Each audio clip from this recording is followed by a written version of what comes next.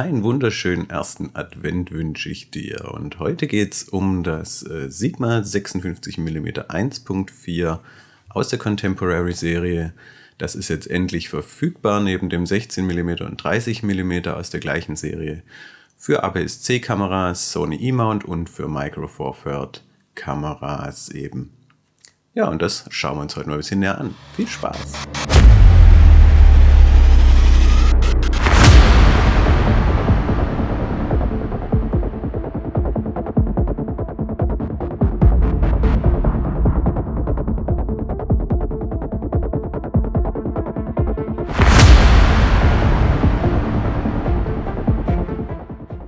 Bevor wir loslegen, das Ganze ist ein Leihgerät von der Firma Sigma, das ich für einige Tage ausgeliehen bekommen habe, muss ich dann leider zurücksenden. Leider sage ich ja, damit nehme ich schon vorweg, die Linse gefällt mir sehr, sehr gut, aber jetzt gehen wir mal ein bisschen auf die Details ein. Die Brennweite ist 56mm und bei APS-C sind es dann 84 umgerechnet auf Kleinbildwinkel und eben bei Micro Four Thirds sind wir da bei 112mm, also so ein bisschen...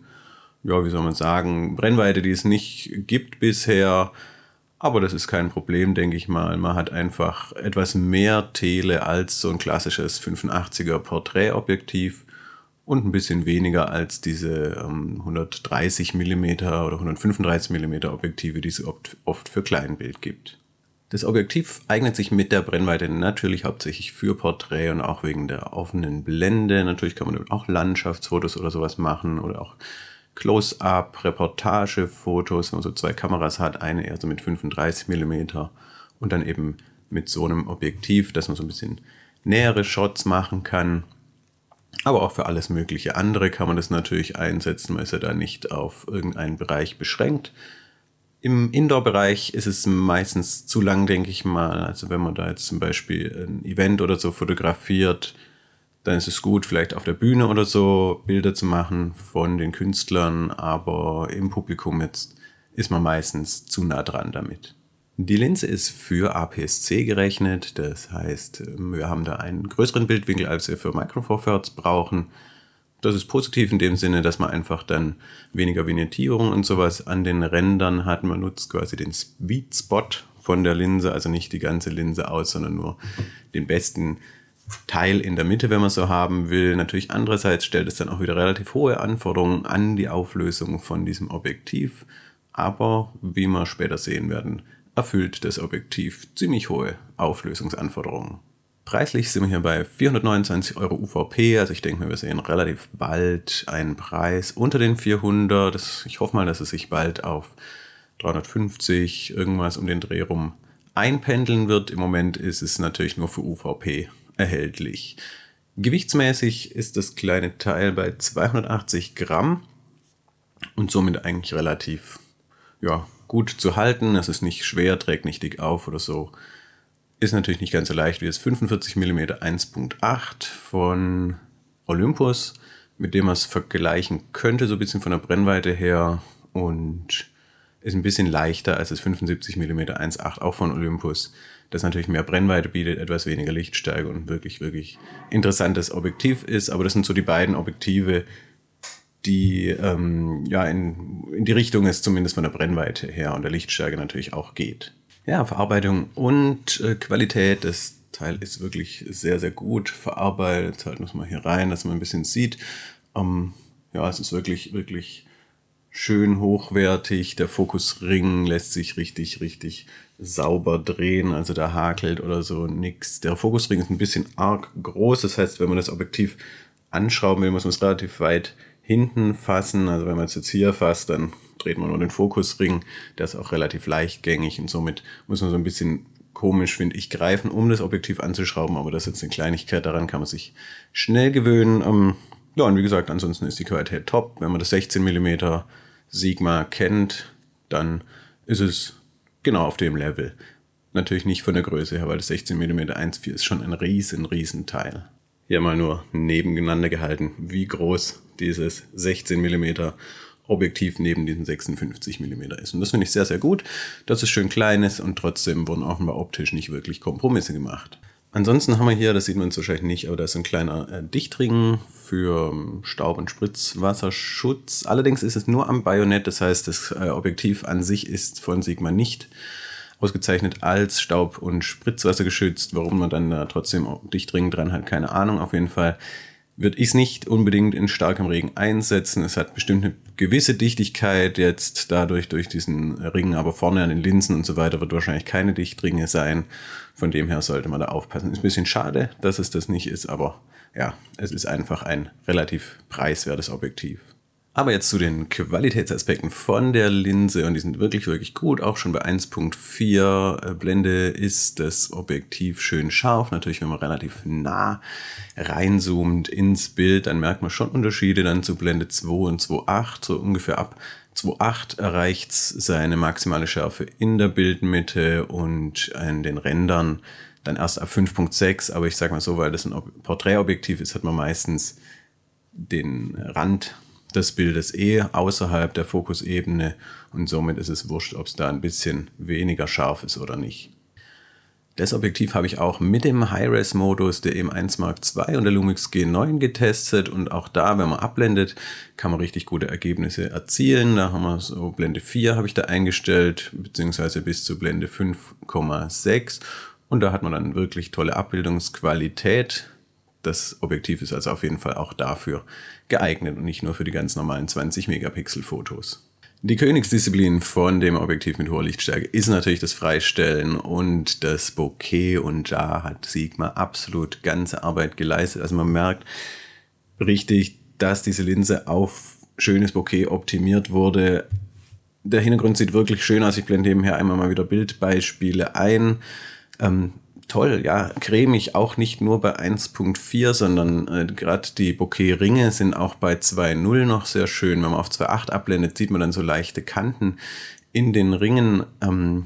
Aber trotzdem, Bokeh wirklich, wirklich schön. Auch wenn man jetzt auf Blende 5.6 abblendet, hat man noch schöne Hintergründe. Da wird der Hintergrund nicht unruhig, selbst wenn man hinten im Hintergrund viele Objekte hat oder Blätter oder sowas, sieht es noch sehr, sehr schön aus. Also da gibt es ja manche Objektive, die dann abgeblendet nicht mehr so schön sind oder generell einfach bei unruhigem Hintergrund kein schönes Bokeh haben und das ist bei der Linse nicht der Fall. Also das ist das Feature von dem Objektiv, was man am meisten hervorsticht, ist ein wirklich, wirklich schönes Bokeh. Die Lichter in den Bokeh-Ringen, also diese Bokeh-Boards, wie man so schön nennt, neigen ganz leicht zu Zwiebelringen, aber wirklich nur leicht, also so, dass es nicht wirklich auffällt. Und damit kann man auf jeden Fall gut leben, finde ich. Nur nebenbei die Beispielbilder, die ich teilweise hier einblende, jetzt gerade zum Thema Bokeh, da hat so ein bisschen der Autofokus teilweise versagt. Das heißt, das ist jetzt nichts, was man unbedingt für scharfe Beurteilung nehmen sollte. Es ist auch mit sehr, sehr hohen ISOs teilweise geschossen und kurzen langen Belichtungszeiten, sodass es auch ein bisschen verwackelt sein könnte oder Bewegungsunschärfen drin sind. Also der ist jetzt nicht unbedingt als super Beispiel für die Schärfe bringen. Das hat man ja vorher schon ein bisschen gesehen, wie die Schärfe aussieht. Und das sind einfach jetzt mal so ein bisschen Beispiele, wie man damit freistellen kann mit dem Objektiv. Was mich auch sehr, sehr interessiert hat, waren die Blendensterne. Da tue ich auch mal nebenher Beispiele einblenden und das sieht wirklich gut aus. Das Objektiv kann ja bis 16 abgeblendet werden. Ich finde bei F11 und F16 die Blendensterne am schönsten. Bei F8 sehen sie ein bisschen seltsam aus. Aber generell sehr, sehr schöne Blendensterne kann das liefern, wenn man eben stark abblendet. Also toll. Finde ich gut. Es gibt ja nicht so viele Micro Four Thirds Objektive, die wirklich schöne Blendensterne liefern und das ist auf jeden Fall eines davon. Ein bisschen aufs Thema Bildfehler noch will ich eingehen. Vignettierung ganz kurz, ist eigentlich nur bei 1.4 ein Thema, also komplett offenblendig. Sobald man mal auf 2 abgeblendet hat, ist das eigentlich schon gar kein Thema mehr. Ich tue nebenher mal einblenden, 1.4, 2.0, 2.8 und Blende 4. Aber schon ab 2.0 sieht man eigentlich zu 2.8 dann wirklich einen Unterschied. Es ist aber auch klar, weil wir hier ja, wie gesagt, von einer APS-C-Objektiv sprechen und das hat einen sehr, sehr viel größeren Bildwinkel als Micro Four Thirds Sensor benötigt und somit wird mehr ausgeleuchtet. Das heißt, die Ränder, man geht eigentlich gar nicht so bis ans Rand vom Objektiv. Das heißt, da ist dann der große Vorteil dessen, dass man quasi ein größeres Objektiv adaptiert an einen kleineren Sensor. Thema chromatische Aberration, auch sehr, sehr gut kontrolliert. Also wenn man da offenblendig natürlich unbedingt Gestrüpp fotografieren will, wo die Sonne dahinter ist, jetzt wie man im Beispiel sieht, Dann wird man chromatische Aberrationen finden, aber die sind sehr, sehr gut kontrolliert oder eben auch rausgerechnet über das Objektivprofil. Ich weiß nicht, was da jetzt der Fall ist.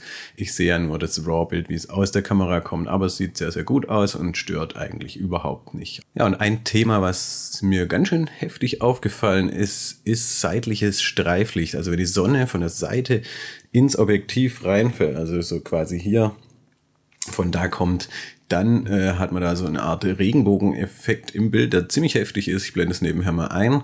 Und das Ganze kann man nur beheben, indem man die Gegenlichtblende drauf macht, was natürlich Sinn macht, ja.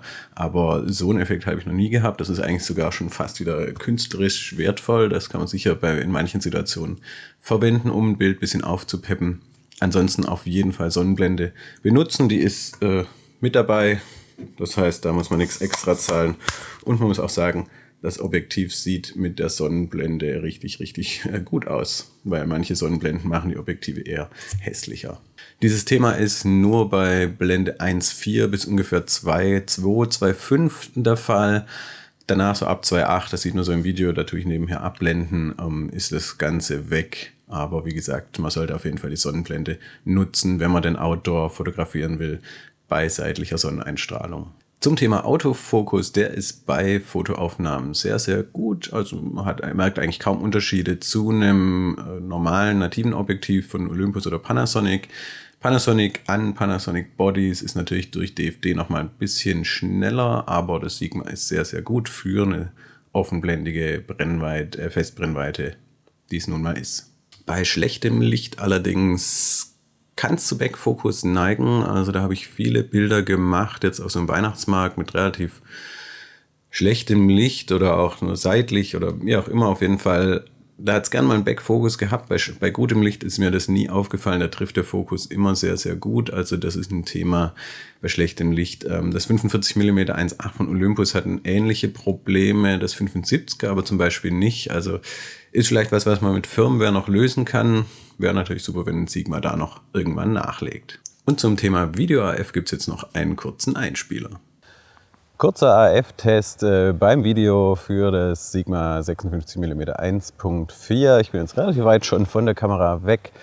Ja, ich habe jetzt so ein Smartphone hier mal einfach dazu genommen, weil sonst sehe ich überhaupt nichts auf dem kleinen Display von der Kamera. Außerdem kann ich dann hier jetzt auch ein bisschen Einstellungen machen, wie zum Beispiel mal die Blende. Gerade war es 1.4, jetzt sind wir bei 2.8 oder auch mal ein bisschen abblenden. Das sieht man dann schön im Hintergrund, wie der dann immer schärfer wird.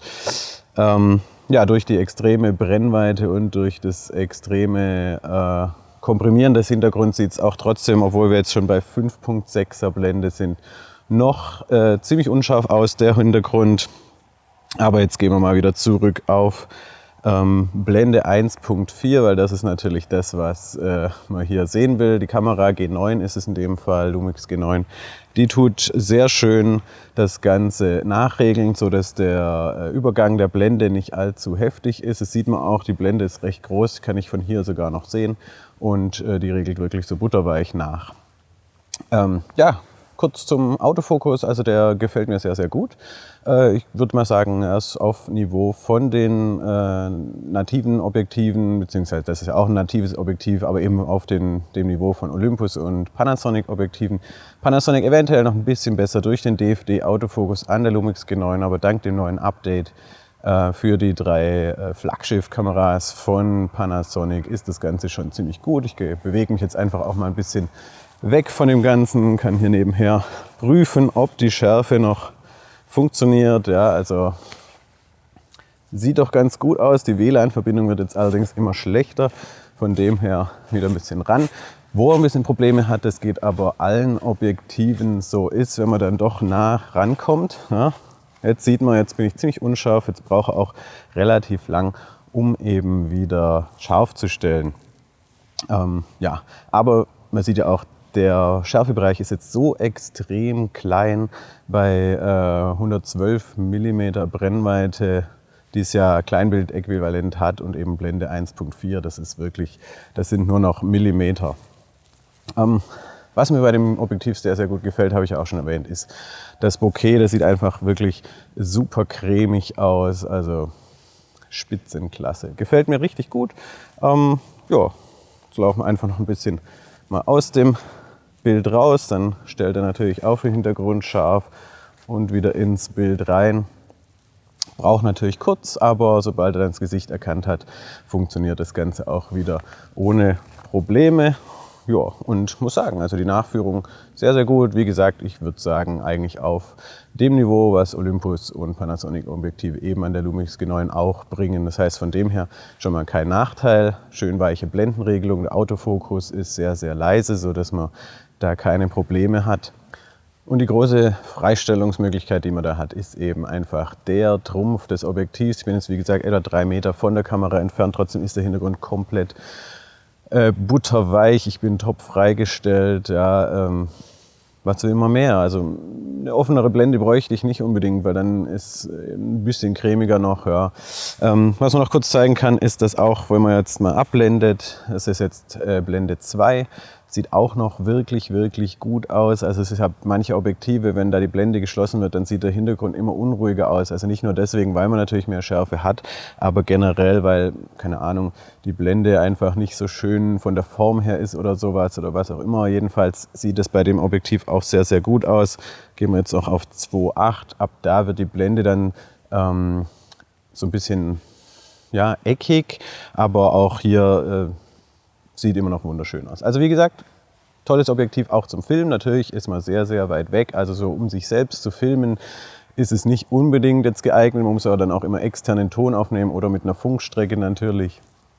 Objektiv auf der Kamera wäre jetzt schon wieder so weit weg, dass man da so viel Hintergrundgeräusche hat, dass das nicht mehr so schön wäre von der Audioqualität her.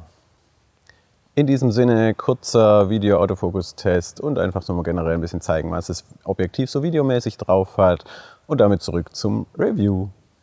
Ja, Nachteil des Objektivs eigentlich sehr, sehr wenige, finde ich. Das ist ein sehr, sehr guter Kompromiss aus Preis-Leistung. Natürlich dieser Flare ist extrem, also sowas habe ich noch nicht gesehen bisher, dieser Regenbogen-Effekt, aber kann man wie gesagt auch als Stilmittel nutzen, kann man auch abstellen, indem man die Gegenlichtblende benutzt. Was ich ein bisschen schade finde generell bei Micro Four Thirds Objektiven, auch bei denen aus der Reihe, ist, dass es keinen Autofokus, manueller Fokus, Umschalter gibt. Manche Kameras haben das zwar einen schnellen Umschalter, wie zum Beispiel die größeren Lumix-Kameras, aber eben nicht alle, und das wäre wirklich praktisch, wenn man so einen Schalter hätte.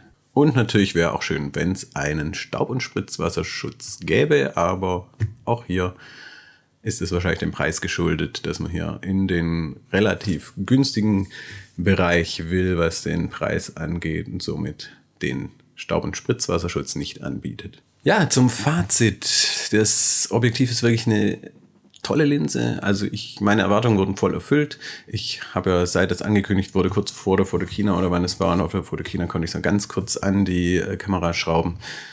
War mir klar, dass ich irgendwann dieses Objektiv gerne haben will, wenn es eben Schärfe und so weiter erfüllt, die Qualitätsansprüche, die ich da habe. Und das ist auf jeden Fall der Fall. Das Bokeh ist wirklich toll. Ich schätze mal, bei mir wird es das 45mm 1.8, das ich relativ selten mittlerweile nutze, und das 75mm 1.8.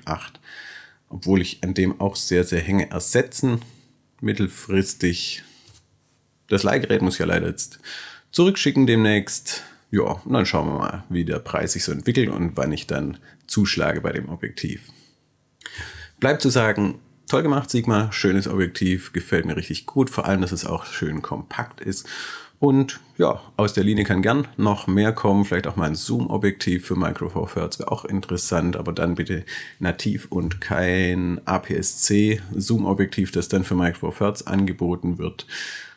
Das wird dann schon wieder ein bisschen zu groß. In dem Fall ist es super von der Größe her. Viel kleiner müssten wir es jetzt nicht machen. So viel zum Sigma 56mm 1.4. Wenn du noch Fragen hast, dann gerne in die Kommentare. Hast du auch schon auf das Objektiv gewartet? Willst du es dir zulegen? Dann lass es mich wissen. Und ansonsten bis zum nächsten Video. Ciao!